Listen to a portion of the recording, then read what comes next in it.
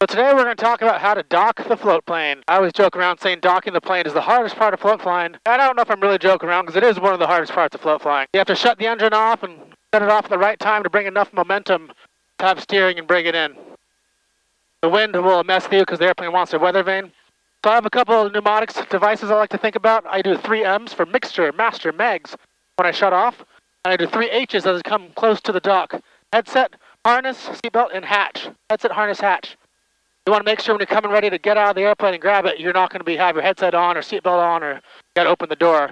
That way you're ready to pivot and get out real quick. So I'm coming in towards the mountain door. I come docking to this little dock. I have a crosswind.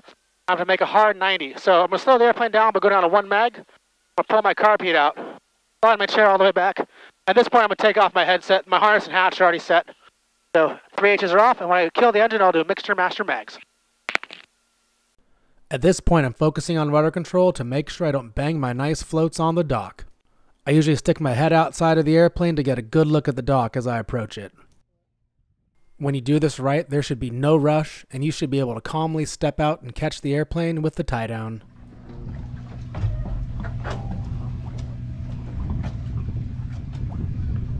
With float flying, you always want to think ahead, so it's always a good idea to get the airplane positioned for departure.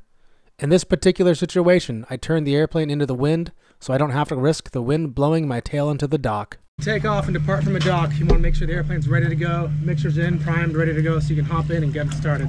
You don't want to be messing around while the wind's blowing you. So I'm going to get it untied, jump in, and we'll get going.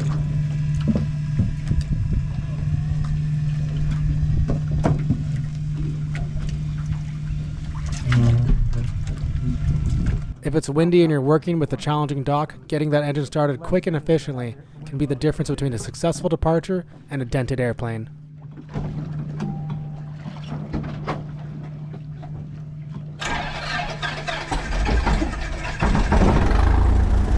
So we're coming here towards a conventional boat dock, this outdoor marina. It's going to be a little different for landing bringing a seaplane in just because it's not designed for a seaplane.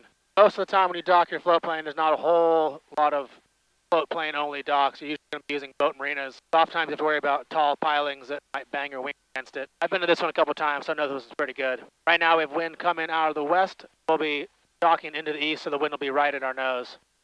All right, so we're coming back in towards this boat marina dock. We have all these multiple fingers. So I'm going to get set up so I can come right into the wind. That way when I shut the engine off, the wind will slow me down. So I'll shut it off with a little more momentum than I normally would. I probably won't go down to 1 meg to slow down as much as possible. So same thing as we get closer, headset, harness, and hatch. Doors open, seatbelts off. I'm taking my headset off when I get close. Seats slid all the way back, so I'm ready to pivot and get out of here. When I shut down the airplane, I'm going to pull the mixture, and the moment the prop stops spinning entirely, I'll go master megs. 3 H's, headset, harness, hatch, and 3 M's, mixture, master megs. I'm going to get turned around here. Luckily, there's no boats here, so I got plenty of room to work with. You can see how this gets a little dicey if you have a couple other seaplanes or other boats in and out of here. Lots of big boat wakes will mess with you too, and gusty wind will as well, but that's what's nice about these fingers. We're going to go right into the wind, so there should be no problem. All right, I'm going to go and take this headset off, and I'm going to shut the engine off. We'll come on in. Now the hard part is learning when you should shut down the engine. You want to come in slow enough not to bang the floats on the dock, but fast enough to have water flowing over the rudders and to have steering. In this situation, if I shut down the engine a little too early, the wind would slow us down and blow us away from the dock. All I would have to do is turn on the engine for a second, or bust out a paddle. I'm pretty familiar with this docking situation, and it looks like my timing was just right.